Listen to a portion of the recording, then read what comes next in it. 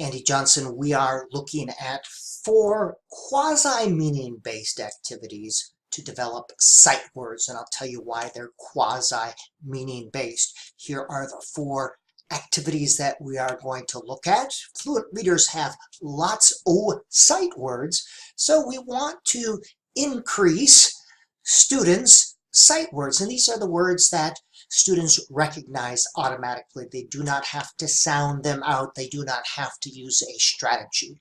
And there are varying lists: Dolch, Zeno, Fry. It really doesn't matter. Anywhere from 100 to 220. They're all relatively the same.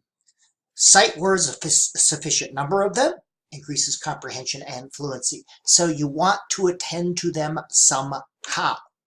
Here is the first one, a sight word sentence. It's quasi-meaning-based because instead of an isolation, we cannot totally eliminate words in isolation. It's found in the context of a sentence. Here are the 5 target sight words: paper strip, put on the desk or in front of the computer monitor. Now, I prefer using PowerPoint because it's very visual and you can highlight the colors and you can move quickly from one activity to the other. The cat is here.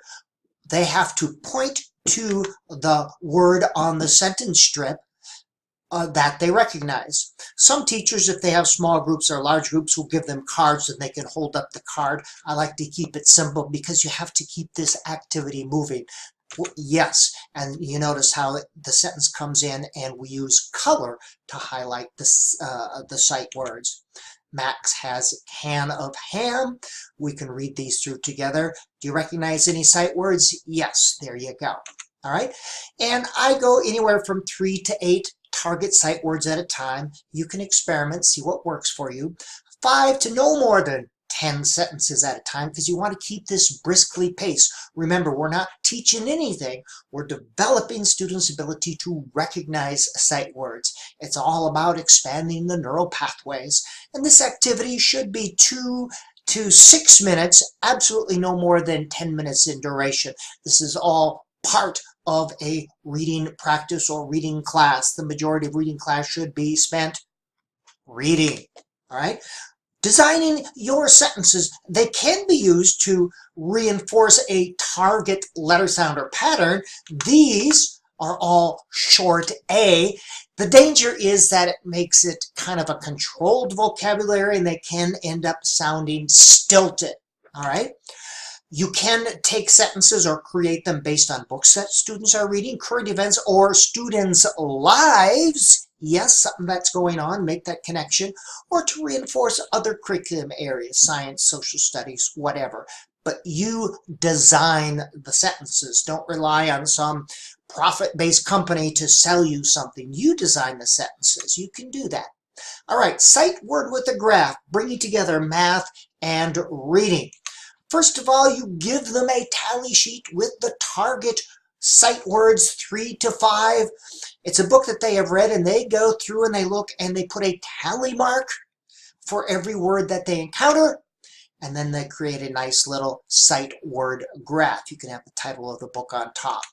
Now, this can be an inquiry project. Which word do you think appears the most? Or you can compare one book to another, a 100-word passage.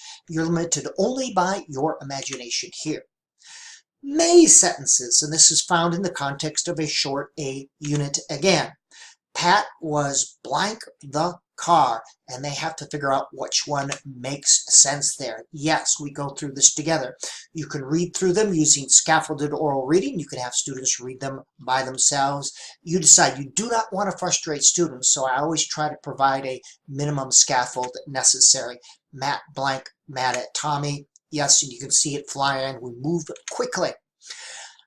Metacognition. You will notice students pausing, rereading, look at their eyes to see if it makes sense. This is a mature reading behavior that we want to reinforce. This is a good thing.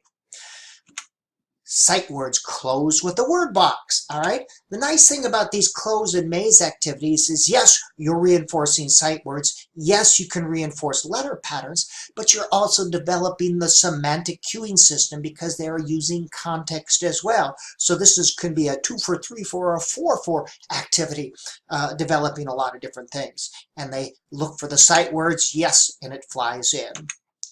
It is a bag of candy, and this one should have flied in. It didn't. All right, there you go. 4 quasi-meaning-based activities. There's no single activity, but you use the activities that seem to work for you.